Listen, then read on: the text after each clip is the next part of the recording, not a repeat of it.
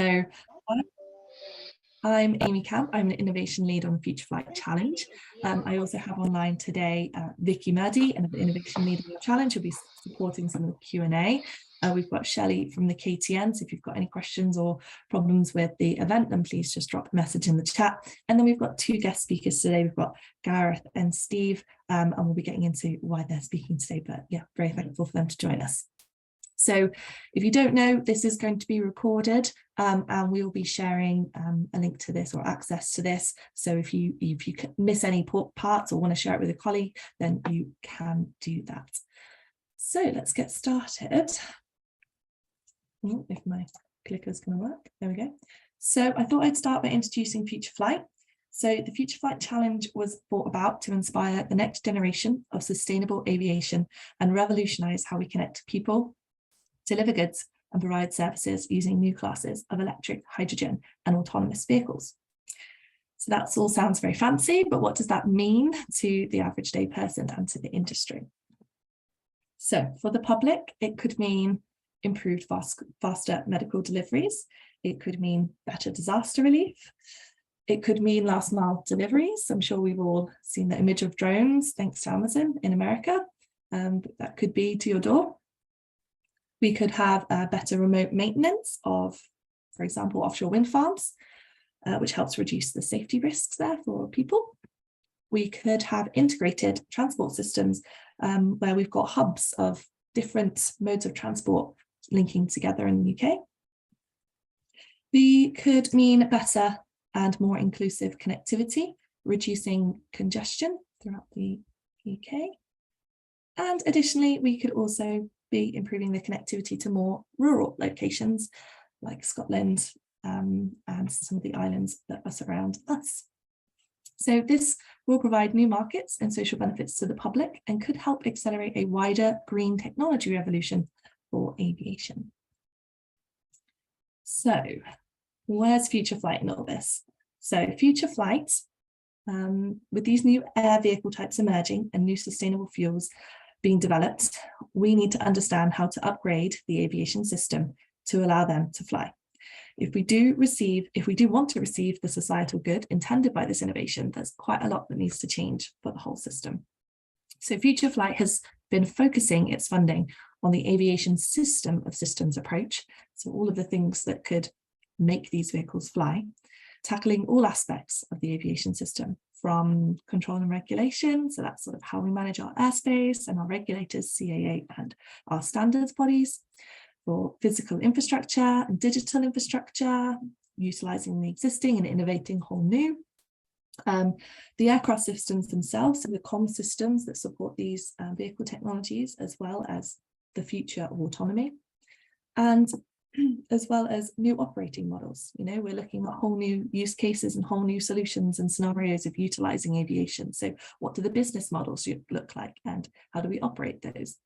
And arguably, most importantly, the public portion of this. So understanding the public's perception of this emerging technology and also understanding the societal benefits and ensuring that this is for societal gain. So I hope that's given a little bit of a very whistle-stop tour, because hopefully most of you are aware, but if you're not, so that's a whistle-stop tour.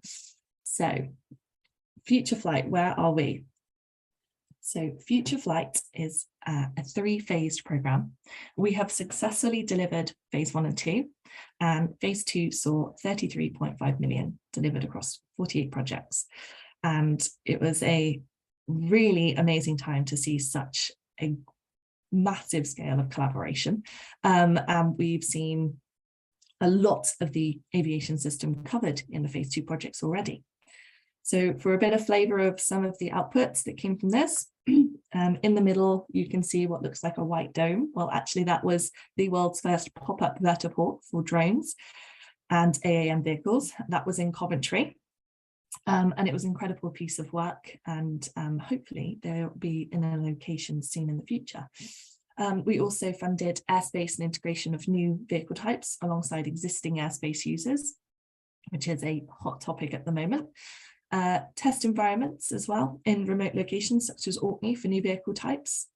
A chance to sort of get these vehicles in the air and start to think about the safety and certification around them. Development of systems to operate drones in busy and urban areas. As you can imagine, the amount of risks that would be incurred if you're trying to fly a drone through a city. So, and also the development of medical drone networks. A good example is our one up in Scotland, which they've done an amazing work with. So phase 2 saw some really amazing work delivered, and that is just the beginning. Phase 3 is now launched, and it's the final phase of our programme. We have 17 projects all launching over the last 3 or 4 months. We are expecting to see some world-breaking demonstrations delivered in the next couple of years, all of which are challenging the way we currently use airspace and infrastructure to solve real-world problems. We have an abundance of real-world users in these 17 projects. We've got the NHS, Network Rail and local councils, as well as a wide variety of consortia from industry, academia and catapults.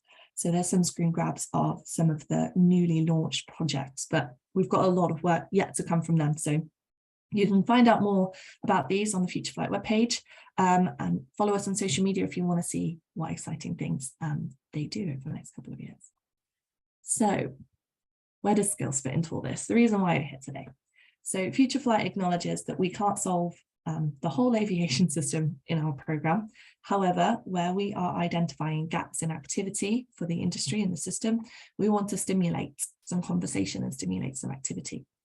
So as you can see here, this is just a bit of a drop from a few other things that we're doing across airspace, communities, scale up, public engagement, and social science. We're working with the regulators, and we see skills as another core part, another core work package that we are delivering within Future Flight. And we are now formally launching that, which is why you're all here today, I'm sure. So over the past couple of years, we have run some sort of more in community activities with our industry to understand the feeling and to understand the gaps. And we've also been engaging with other key stakeholders who have real world experience in the current skills market. And we'll get into a little bit more on the data that we've got from some of the conversations and some of the work we've done and the actual skills that we feel are missing. We'll get onto that in a future webinar in more intense way. But long story short, over the last couple of years, we've really acknowledged that we're lacking a lot of talent in the industry to fill immediate skills gaps. So that is why we've launched the Future Flight competition. So if you don't know, we have launched a Future Flight competition, which is probably why most of you are here. It's called Future Flight Closing the Skills Gaps. Please feel free to go on the IFS system if you haven't had a look already and have a browse, but I'll introduce it today a little bit about what we're anticipating to fund. So what we are funding. The aim is to create and deliver course content and materials that will support talent progression across the sector and its supply chains. We want to stimulate engagement across the skills and talent sector and not exclude any age group or experience or background from these opportunities. So what kind of skills projects are we funding? This could be a schools engagement piece, really looking at the STEM timeline as part of the skills timeline. Apprenticeships and internships are slightly older, building modules and course content that could educate the apprenticeships and internship age category around these emerging infrastructure and emerging markets. Undergraduate and postgraduate, we'll be looking to fund universities or industry and collaborative with universities to build new modules on these emerging sectors. We could fund technical courses and vocational training, looking at more specific issues and specific skills within the aviation industry and expanding some knowledge there. Or most importantly, and arguably one of the most important, upskilling and reskilling the existing workforce. We've got a lot of brilliant minds already in the workforce, and they could be working on the edge of the industry in cross-sector, and we could give them the opportunity to upskill themselves and put themselves back into a new career. So there's lots of opportunities, and to be honest, the sky's the limit if we're improving the skills remit and we're reaching people, whether it's from scratch or moving them cross sector. We are interested to hear about it. So where are the gaps? Again, we will be delving into this a little bit more intensely in the future webinars. But I thought today I'd share some of the capabilities that have come up across our lifetime.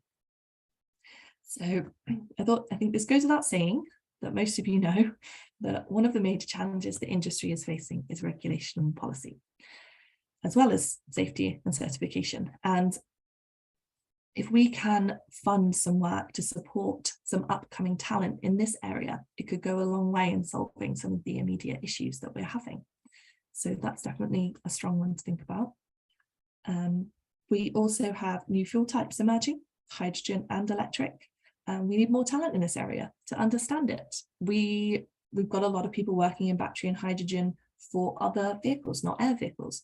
There's a lot to understand about how these fuel types could be taken in the air, whether it's safety or whether it's the existing infrastructure. So using it, deploying it, building it into an actual fuel store. So lots to think about there. Another good example on here is local planning. So I think this is a highly overlooked skill when it comes to innovation.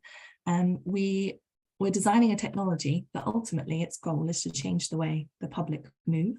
And yet so many local councils have absolutely no awareness that these emerging solutions are here, or almost here for them to use. So we've already seen great benefit in the Future Flight programs and projects where local councils have gotten involved.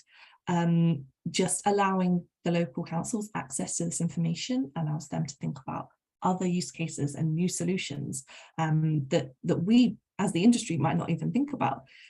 Local councils can be experiencing all sorts of sort of specific issues on the ground, and it would be really, really amazing if we could give equal access to the UK councils nationwide to what's coming up the innovation pipeline. So there's quite a lot of different skills here and capabilities, and the list goes on, to be quite honest. And we are very acknowledging that we don't know them all, and we as Future Flight don't claim to know them all. Therefore, the competition that we've launched, although you'll find in the brief we have listed, I think it's 7 or 8 skills, those were compiled from some surveys and some thoughts from the industry.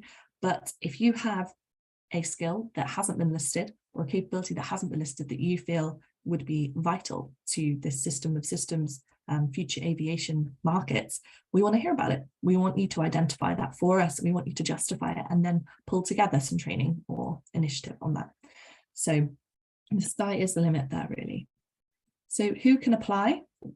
Honestly, anybody and everybody. We wanted this to be really open. One of our guest speakers today is actually from a charity, and they were a part of designing some courses. So there is no limit. We are accepting bids from collaborative and non-collaborative applicants. It might be that you have the technical expertise, but maybe not the know-how to pull together a course, or maybe you've got the know-how to pull together a course and not the technical expertise.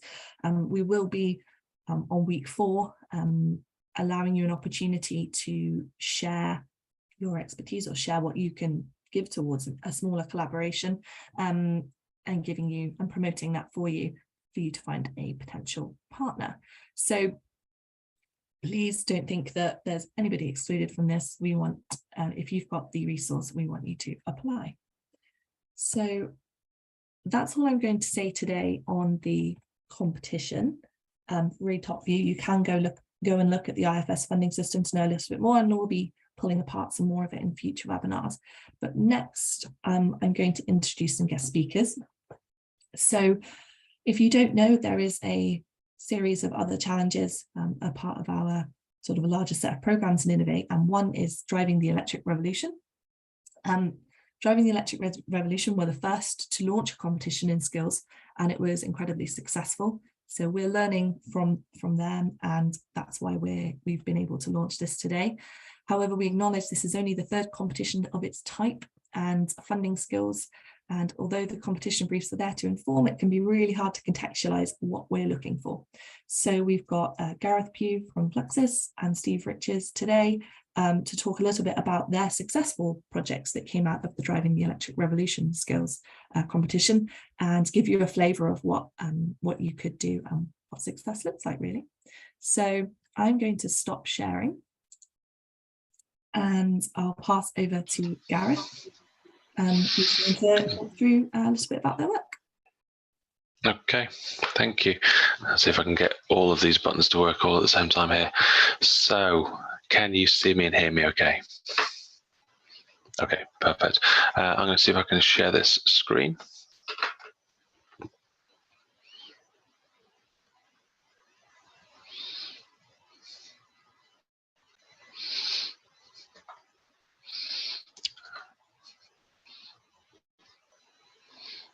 You can tell me when you can see the screen, okay? Just wait for it to come through. Yeah, we can see it. It's not quite in presentation mode, but yeah.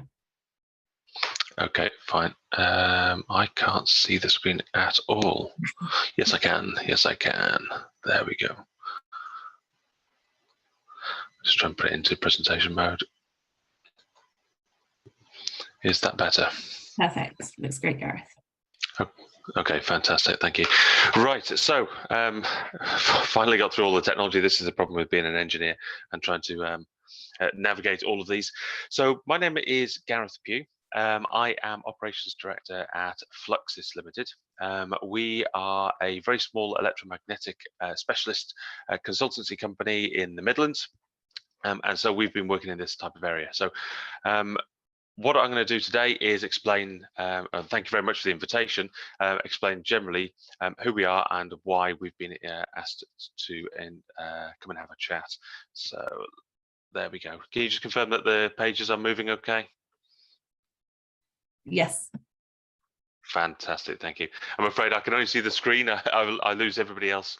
It's either one thing or another at the moment. I did realise that. Right. So I put you back off mute. Yeah. Yeah, sorry, jolly good, thank you. So the first thing to say is, yes, thank you very much for the invitation. You're absolutely right, Amy, that we have been through this type of process before with the DER, and we've been invited along to basically explain what we've done and how it's benefited us. And I can say, yes, it very much has. What I'd like to do is just take about 8 or 9 slides, so nothing major. I'll explain generally who we are, what we offer, because yes, we do work in this particular area, and how we've particularly engaged with the UKRI as part of a DER challenge on a number of occasions, and then the most recent, yes, is for the DER skills challenge and how positive it was. So forgive me for going through the basics of who we are and why what we offer first. So here we are. We are a small company. Now, I'll stress this because my basic understanding many years ago was that the competitions of this size and this type were only for large companies. That's very much not the case. We are a micro SME.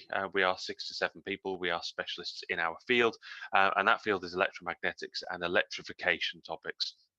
The company is about 10 years old, and what you see here is a range of the type of activities that we have done over the years. You'll notice the core thing is electrification in general. You'll notice on the left-hand side, as time has progressed, we've worked on a range of subjects. From automotive to mining. We then very quickly went into space. We have done control related subjects. We've done sensing for electromagnetics. It's not always motors. It's not always something that goes around. We went back into aerospace where we started doing some high altitude drones, ultra high altitude. And then we have done, again, some more magnetic designs and optimizations, this time for transmissions. Over time, and if I was to put a number on this, over time, we moved into teaching and training because myself and a fellow director who run Fluxys, there's an original co-founder whose name is Dr. John Reeve, we found an aptitude for teaching and training. And this is where the skills parts comes in, because as pragmatic engineers who've been in the industry long enough, we found that we have a particular knack for trying to explain this in a realistic way. And that's because as people are coming into this industry, the skills and the training that they need, as Amy quite rightly pointed out, sometimes it's upskilling, sometimes it's reskilling, and everybody learns differently. We found a particular knack as to the way in which engineers like to learn, and technicians too. And so, yes, this is our company. We are 2/3 consultancy. That's our day job. That's what keeps the lights on. Having said that, my lights are off today, I'm afraid. And the other 1/3 is the teaching, training, skills related. That's who we are. What we offer, if I just go through those, what we offer there is again the design and engineering side. So we have designs, optimizations, analysis, simulation control, all of the things that you would need if you started to move into this particular area. That's what we do as our day job. We also very much so do benchmarking and testing for people as well these days. A lot of companies want to know what's happening in the industry, whether it be road mapping or benchmarking of existing components. We do small prototypes and manufacture. So again, quite often, knowing that we are a very small company, we will support people through their design, and they will move into an industry. And as a small company, we can't follow that. What we do then is we sit alongside companies and we support them in their transition. So companies that we've designed for in the past, we now support them into their mass manufacture up to 50 and 100,000, which is huge in comparison to us, but we then sit and support and we don't let them go. Now, this is where it starts to become quite pertinent for what we've done for the DER, is the teaching and training. As part of this, we have developed over the years products in the form of training and training notes, but also products, physical products, items that we've designed and developed for actually presenting to people during the training courses, whether it be at university level, OEM levels, startups, a whole range of courses and the likes.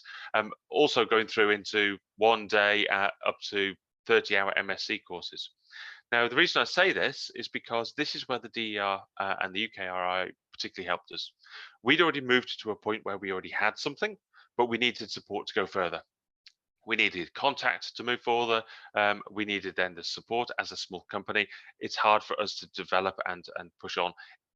Money is tight, especially these days, and this is where the UKRI has helped push us forwards, and I'll explain that in the next couple of slides. So this is the bit that they've helped with in particular. And to wrap up very briefly on the experience of who we are, these are some of the items that we have done.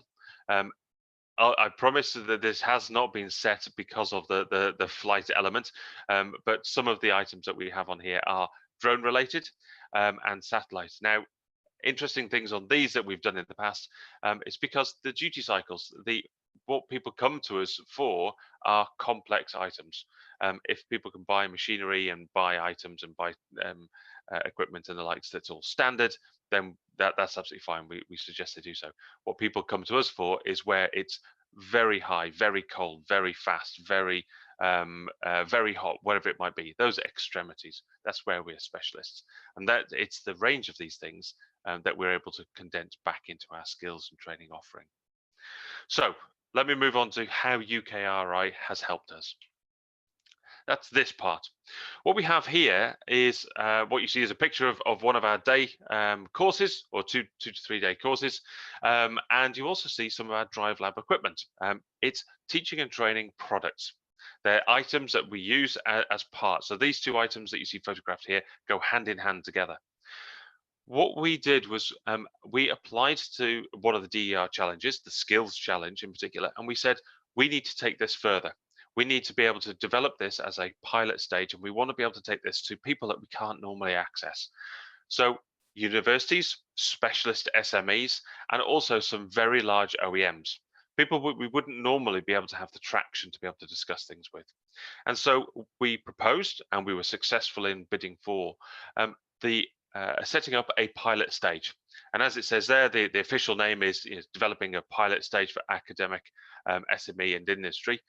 But what it went in reality was we were able to take these items and push them further forwards, spend the time on developing it, providing it to those particular companies, taking the time to assess and discuss and find out what they wanted.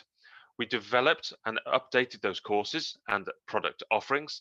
And then several weeks and months later, we were able to go back to another cohort at the same company, which is really quite rare, and say, this is what we've done, and this is how we've made it even more bespoke to you in your particular industry.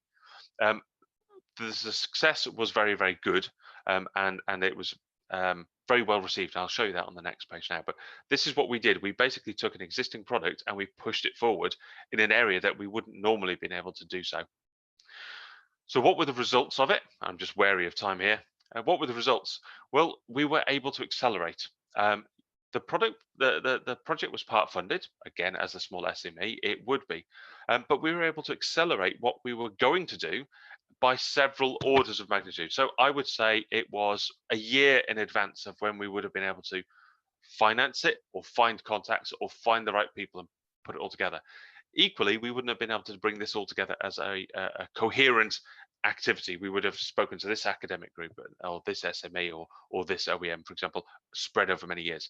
This, on the other hand, condensed us, our time, our thinking into something then that was particularly useful. Naturally, we had close engagement then with those project partners. That was good. They also knew why we were doing it. So they were slightly more open to explaining, yes, your course is good in this area, not in this area. It's weak in this area, it's strong in this area. This is what we need. Because they were part of the program, they were even more open than they would normally be. And therefore, it was a safe forum. We were able to try these ideas. We were able to explain what we're doing and why we're doing it quite openly. And we got more back than we would normally have had. Now, the other thing is, again, remembering that we are an SME. We are here, we're in business, we need to make money to keep the lights on. But we were having direct feedback. We were having straight information from the people who were actually going to use it. And ultimately for us, what was important was that they were potential future clients. The DER had been able to expose us and make connections, and gave us that place where we could start to bring everyone together, which is effectively what you guys are doing today. There's larger numbers of groups all here together, ranging from the one-person companies, the micro SMEs like us, and I'm guessing there may be some large OEMs and tier ones in this group as well. So having that ability to connect was massively important for people like us. And yes, it was able to give us be able to put back into the UK. It's something that's personally and professionally important to us, that we help drive those subjects forwards, and reskilling and upskilling is particularly important for us. So to summarize it, what was the outcome from it? Well, it was very positive for us. As a small company, we're always slightly wary of the time of the paperwork, the size of other companies around us. That was unfounded. We enjoyed the project, and we ultimately had something good come from it. What was particularly good for us, I have to say, is that the sizing pots, the funding pots, were really, really good for us. We understand that if we're going to be applying for a large pot, we have to have a large infrastructure behind us. It's too big. It's not manageable. So the pots that were available were appropriate for us, and that's something that's really, really important. Yes, we had mutual benefits. We enjoyed it. Even our very, very largest customers enjoyed it, and they were able to benefit too, without the pressure of seeing a commercial agreement go through. We also found the right people, because even the big OEMs and the smaller companies all came together. It was the right type of people, either those that were interested in skills, or responsible for skills, or those that understood that they were missing out on skills. And therefore, we've been able to find the right people really, really quickly. And in doing so, we've been able to foster long-term relationships, and we continue to talk to those same companies, I can tell you, from where we are now. At the same time, the DER then were very good to us in the subsequent weeks and months after that, where they were able to provide forums and opportunities and generate publicity, because that is what is needed generally across the industry. And so again, we were very grateful for it. So it's nice to be invited back. It was particularly good for us, and so I would have to say that this is something that, yes, we would recommend. Yes, we would get involved in and again. And to bring it to a final slide, as I'm sure you'll be pleased, is to say we're also interested in this type of challenge. We always would be, whether we were going to be invited here or not. This is something that we would be interested in. So from an electrification point of view, from an electromagnetic point of view, from a skills and upskilling and products and the likes, this is something that we are interested in. And so when I drop off this call now, I will join you as part of that cohort to say, yes, how do you think I can be involved in this? And we're particularly interested. So forgive the slight plugs in there, but yes, it's something we would recommend, and we did enjoy as a small British micro SME. So thank you very much for the invitation, and I'll hand back if that's okay.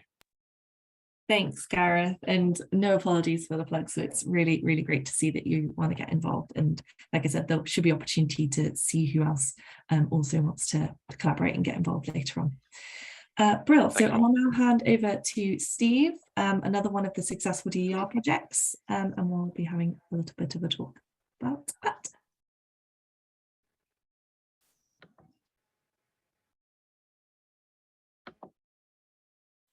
Okay, hope you can hear me and see me okay. So my name's Steve Riches. A lot of what I'm going to say reinforces what Gareth has said about the programme. But we've taken a slightly different approach in that the company I work for is a charity. And the charity is actually a society of the International Microelectronics Assembly and Packaging Society, of which I represent the UK chapter of that. So we're a worldwide organisation. We have a UK chapter and we run events. We have a mantra of learning, sourcing and networking. So this type of skills programme is absolutely ideal for us as a charity in terms of raising people's awareness of what we're doing, and also then getting involved later on in terms of getting them to come to events and workshops and areas like that. So similarly, we are in the field of power electronics, slightly different to the electromagnetics, but associated with it. And the things we do is very much associated with how you put components and die and things together, a lot of which will go into aircraft, automotive, industrial, renewables, and areas like that. And the way we worked it within the charity is that there were 3 of us within the project, all with associations with the charity, but we run it as a number of subcontractors with almost one-man bands doing the work for the charity.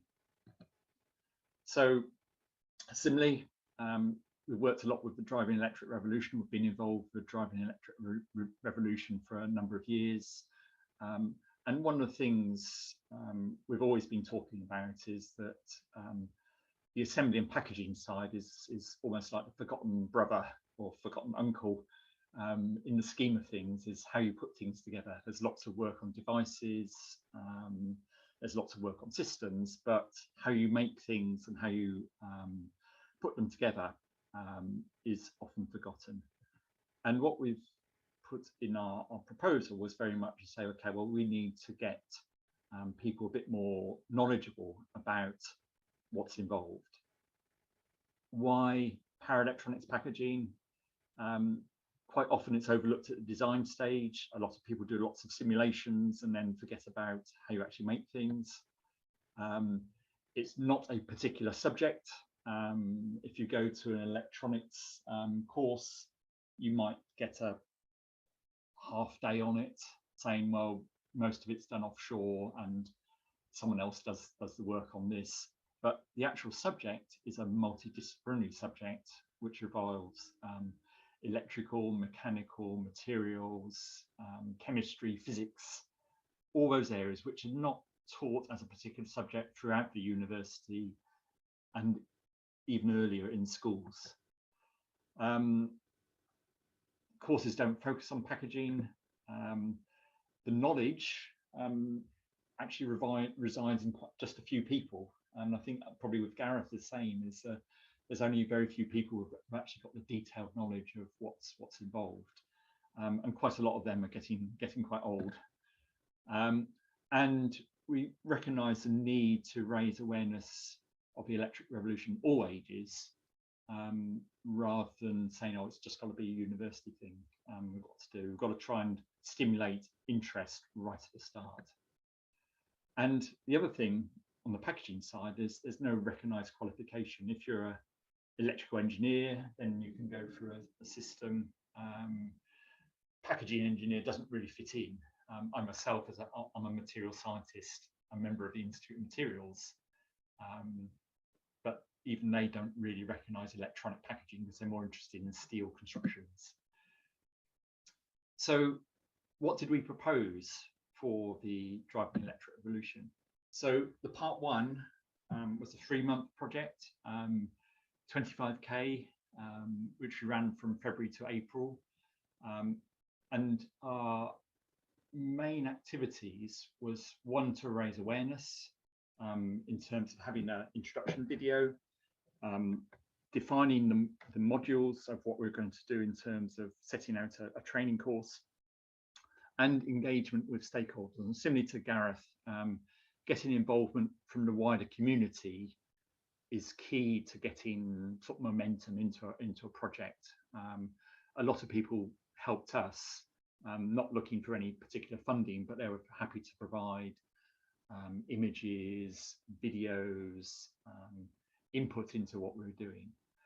And then what we set out was to develop the course modules, and what we've set out to do is what we call a basic, intermediate and advanced levels for those courses, which in total represent probably about 40 hours or so of teaching time. And within the 3 months, we were able to tackle the basic and a couple of the intermediate topics, which we're looking at. And then we put in for a part two, which was a bit longer, because I think the first project was very much a short timescale to see if it worked. And we're now working on completion of the course modules, looking at the hands-on practical activities rather than the purely theoretical side, recognition of the training, and further engagement with stakeholders. So I've now got a video just to show for a couple of minutes or so to say this is our raising awareness type video. Turning points. History is made of them. Your own, the communities, the planets. The path you choose, the one you don't. Managing the power to change the world. Today the world is turning towards another fundamental transformation.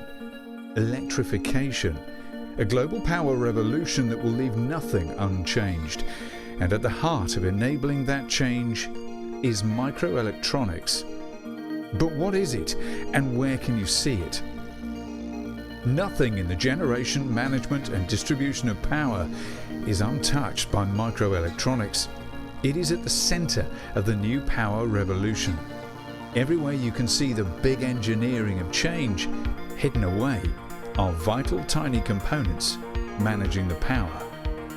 Clean energy, automotive, transportation, aeronautics, shipping, they all depend on the technology, which means the dynamic transition to a carbon positive future also depends upon it. Some of the biggest UK manufacturing names are fundamentally reliant upon it.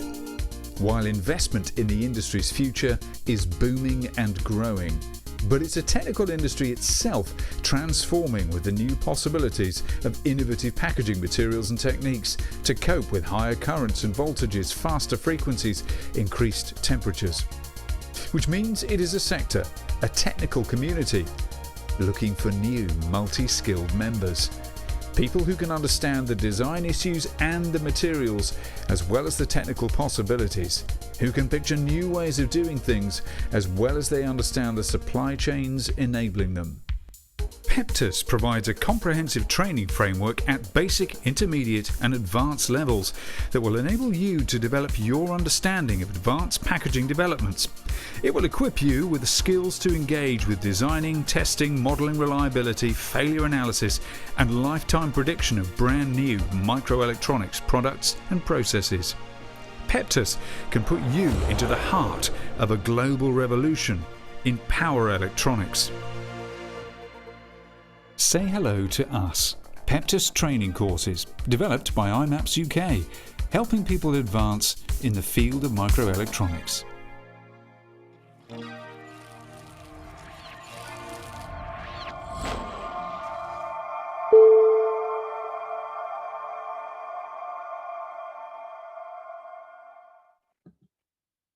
So I hope that was of use. And so what we look at this particular video is an open access video. We'll show it to anyone.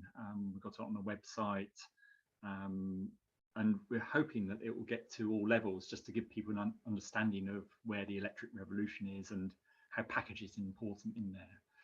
So finally, what did we learn from doing this process? The skills gap, I think it really helps have a good knowledge of a need for training and who you're aiming your participants in that training is.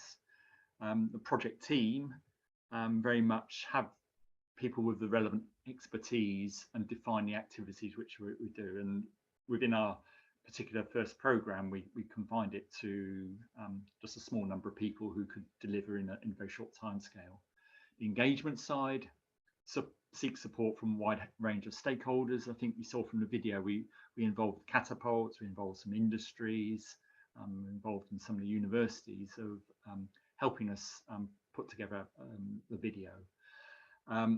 The project delivery, on the 3-month project, there's no real time not to start at day one. I think the Future Flight one is also quite a short time scale. So have your team ready to go day one so that you can start to deliver. And I think the final one is the project management side is not too onerous, provided you're familiar with some of the Innovate UK processes.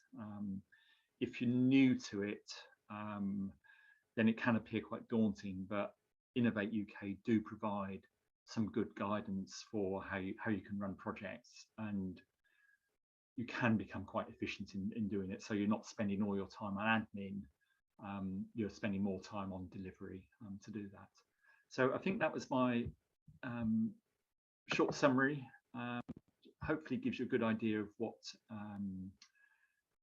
involved, what we found, and similarly to Gareth, encourage you to submit applications if there's areas which you think you can contribute to. So hand over to Amy. Thank you very much. Thanks, Steve. That was excellent. And that's just a flavour of a couple of the successes from DER, both of which have done really well. Hopefully giving you guys some food for thought on the kind of projects that could come out of this competition. But before we go on to a little bit of Q&A, I'll just jump back to when I shared the right screen. Stop share. I think I shared the wrong screen. Oh no, screen 2. I did do right. Fabulous. Didn't show the little green lines. So I'll just summarize a little bit these webinar series. So week 1, we're sort of introducing the competition today, and we've had 2 wonderful guest speakers and a little bit of Q&A in a second. Next week, we've got a panel discussion on immediate skills gaps. So I've obviously highlighted today some of the skills gaps that came up for Future Flight and the ones that have been a big part of our conversations, but we want to share some of the data we got from our community. We want to share some of the thoughts we got from our community, and we've got an exciting panel next week. We're going to probe them for their thoughts on whether or not the data we've got is any good, if they think it's if they think that there's other things that ought to be on there. So please join us for that next week. The following week, we want to think more widely about what initiatives we might actually create and generate. So it's great that we know what skills are needed, but how might a course look like in this? Or thinking more widely about where do these skills already exist, and where can we poach skills maybe from other sectors and bring them into the aviation industry. So hopefully going to be another panel discussion on that. And then week 4 will be a little bit of a pitch session. So obviously Gareth today is very interested in getting involved, maybe bringing some people on board to write a bid for our skills competition. But we'll be doing some 2-minute pitch opportunities. So you can either bring your expertise in training programs, STEM initiatives, or your expertise from the industry, and just do a little bit of pitch. And we can see if we can bring together some of you to collaborate on these. So registration for that will be next week. So that will go live next week. We'll have more information at next week's webinar, basically, on how you can register for that. And we'll see how that goes. So in between all that, big red text, the actual competition opens on the 21st of November. It's running until, don't ask me when, I should know, February, first week or second week in February. So there is time. And seeing that these aren't exceedingly technical bids, we're hoping that that is a sufficient amount of time for you guys to pull something together. So that is what we've got left of these little mini series. I think it's time for a little bit of Q&A. I think we've had a few drop in. So feel free to add more Q&A if you've got any questions for Steve. I think Gareth's dropped off, but any questions for Steve as well, just shout. But I will pass over to Vicky. I think she's been monitoring the chat box. Right, so as Amy said, I'm here today. I'm Vicky Modi, I'm another innovation lead on the challenge, and I've just been helping Amy with collating the questions. So I'm going to start with a bit of a bit of admin one. Amy, will you be sharing the slide deck afterwards? Oh, I hadn't thought about sharing the slide deck. We recorded the event, which will be available. I'll see about sharing the slide deck, maybe. Yeah, I can't see why not. Okay, it's one for us to take back with Katie about how we can provide that. But as you say, at least we have a recording that people can see the presentation as well. So a bit of a sort of basic background context one. What power sources do you envisage that the 3 air vehicle types will use? Oh, that's a really good question, and honestly a bit of a debate, isn't it, at the moment? So we've got hydrogen electric fuel coming up the pipeline. We've got a few vehicles that are already together on them, and we've got battery operated drones which are emerging, but it's understanding the sort of safety and certification around these two fuel types as to whether or not they're viable for sort of large upscaling. So I don't have a massive opinion on it. Do you have an opinion, Vicky? Well, so we generally talk about electrification of flight, whether that's through batteries for smaller air vehicles, or, as you say, moving into hydrogen fuel cells for some of the larger range of aircraft. But generally, yeah, it's not, we're not aiming at the fossil fuel burning end of things. We are more aiming at the electrification end of vehicles. So I will ask a question to Steve. Did you say Gareth's dropped off line, Amy? I think Gareth's dropped off, yeah. So okay. Steve. I have got a question for Steve in a moment, but I'm going to ask one more to Amy first. So the expected output of this competition is likely to be course content and materials. If it's a team from industry, would you consider educational content being made available to the public, or are you really thinking that the project is the start of an actual training business that's commercially sustainable beyond the project? What are you looking for out of the competition? Yeah, so there definitely needs to be two different questions there. There definitely needs to be some sustainability to the programme. So you'll see in the IFS bid that we would like you to outline a sort of 2-year plan for your course content to be delivered. But when it comes to the sort of public education piece, as much as I think it's very useful to be educating the public, this competition is focusing on filling industry skills gaps. So if it was a course that allowed an individual to upskill themselves and maybe enter this industry, then that could be seen as worthwhile for the industry. But a wider awareness piece probably doesn't fit within the remit of this competition, unfortunately. Sorry, as much as that would be useful. Okay, so Steve, are you still with us? Yes, yeah. Brilliant. So I wanted to know, how have you found it participating in the skills competition that you took place in as a charity rather than a commercial organisation? Because obviously a lot of organisations are commercial, but is there anything different that you found being a charity? Was there something new for you to do a skills competition like this? Yes, it was new for the charity. In my previous roles, I've done quite a lot of Innovate UK type funding, so I was reasonably familiar with the process. Really, it made no difference in the application process. The only thing we had to go through once we were awarded the project was how the Innovate UK recognised a charity and how we were going to work, because essentially we didn't have any full-time employees, which makes it a little bit more complicated for the finance forms. And if I can admit, when I first submitted it, I did it wrong. But Innovate UK helped us through to say, well, because we don't have full-time employees, we had to change the way we submitted the finance form. So I wouldn't see it as don't be put off in terms of submitting a proposal, but you may need to discuss with Innovate UK how best to represent that in, as you go through. Okay, thank you for that. That was useful. I mean, I don't know if there's anyone from a charity in the audience today, but it's always worth capturing your sort of different thoughts just in case there is, because I know it's, as you say, quite different potentially in the setup side versus a normal commercial organisation. Amy, somebody's asked a really good question actually about the series of webinars that you're planning. So is there an opportunity to pitch before the pitch event to triage ideas, to see if it's even worth pitching it in the first place? I guess that's something maybe you could help people with, is it, Amy? Yeah, I'm more than happy to sort of take that role myself, to get in contact with myself or the KTN, and we can have a look. Feel free to contact me. I'll put my details up on the page now. More than happy to have a mini consult and talk about your idea and see if it's worth putting forward for that pitch session. Okay, and another quick one before I ask some of the slightly more technical ones, because there were some slightly more technical questions in amongst here that I'm not trying to dodge. I'm just trying to ask some of the simple ones first. How many projects are you hoping to fund? Yeah, so we're not sure. We've got $500,000 to spend. It's probably going to be between 10 to 20. We saw that DER delivered some great projects at 25k in their initial competition.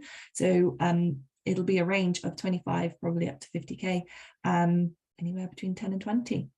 So not as many as we'd like. If we had more money, we'd spend it. So talking about money, somebody's asked, what happens after March 2024 when the money runs out from government? Is 50k enough to train someone to be a regulatory expert in this area? Appreciate it's a bit of a challenging question. Yeah, that is a challenging question. That's two very challenging questions. So the first one is more about Future Flight and the fact that we have an end date. Very sad.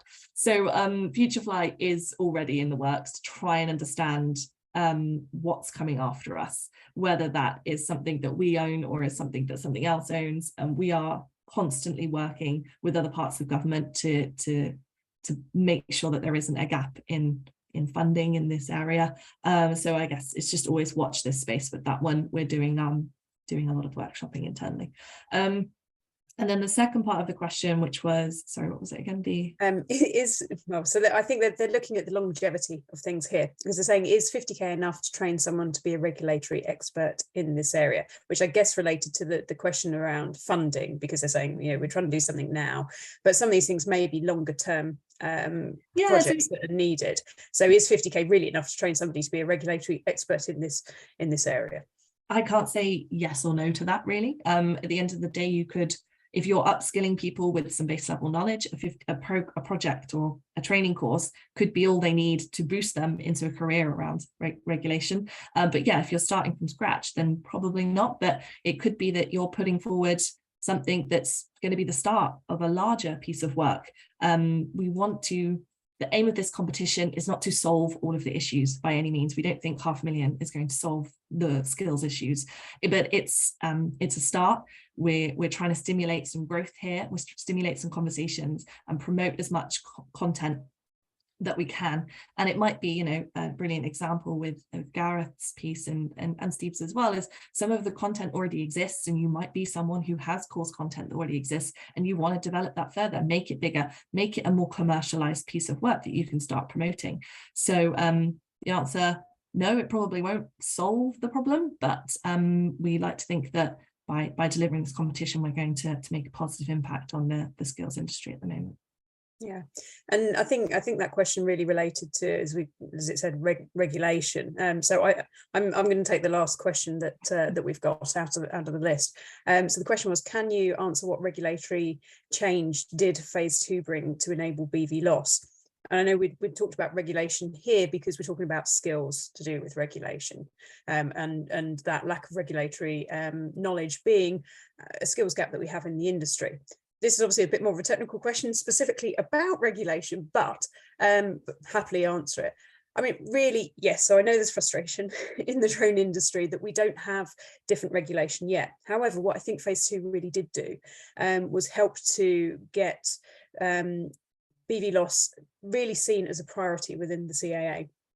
It is actually now a board level priority within CAA to address the issues around BVLOS. So things are moving forward. There is only so quickly the CAA is able to go with the resource it has, which, as we recognise, is a challenge. But what they really are trying to do now is start to look at the regulatory side for BVLOS and to drive forward a lot of work to actually update that and look at how to make things better for the industry so that it is scalable commercially. So they are aware of that. And I think what phase 2 really helped to do was bring together industry and the regulator to understand those challenges and just the sheer volume of challenge that the CAA is facing. So it really has helped to inform that.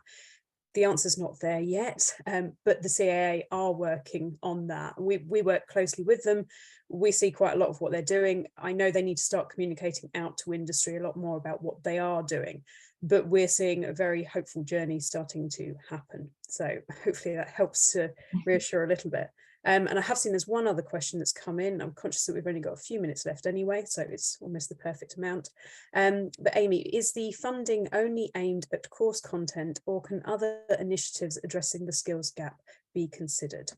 Oh, other initiatives as well. I think course content is where you kind of go to when you think of skills or upskilling initiatives. But the reason I keep using initiatives is because in my eyes, it doesn't have to be course content.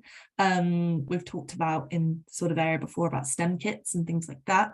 You know, there's other ways than just sit down, listen and for a couple of hours on a course.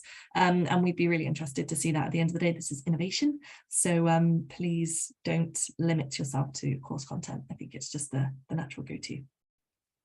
And seeing one last one, I think we've just got time to answer this one. I suspect there may be the same person asking some of these questions around BVLOS. However, we proposed BVLOS training development in phase 1. Is there any problem with proposing a similar project this time? Absolutely not. I made sure that we didn't, if you've got a bid that's already been used, you can reuse the bid. We did make sure that that box was ticked. So if you want to just sort of relook at that bid and sort of upmarket it again and reapply, then that's absolutely fine. Yes. Okay. So yeah. So they may want to take the same sort of ethos and tweak it to this competition. But yeah, there's no problems. I know sometimes the way Innovate competitions work, that sometimes you're not able to take something forward that's been used previously, but it's been set up so that you could. Okay. Thank you to Elliot for confirming it was a different person. Well, obviously BVLOS is a hot topic in our industry. I think that probably wraps us up for questions. Amy, I shall hand back to you. Fab. Well, yeah, that's everything today. Thanks for joining for one of a short little 4-week mini series. And yeah, next week will be a panel discussion on skills. So bring all your really juicy questions, and we'll be trying to think about the skills that are in our industry right now that need immediate attention. Thanks for joining, everybody. And yeah, contact me if you've got any thoughts and you're just not sure. But thanks. See you all next week.